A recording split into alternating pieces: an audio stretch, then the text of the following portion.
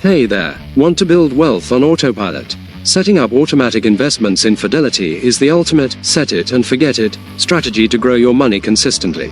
Welcome back to Guide with Samuel. Here's the simple way to set it up.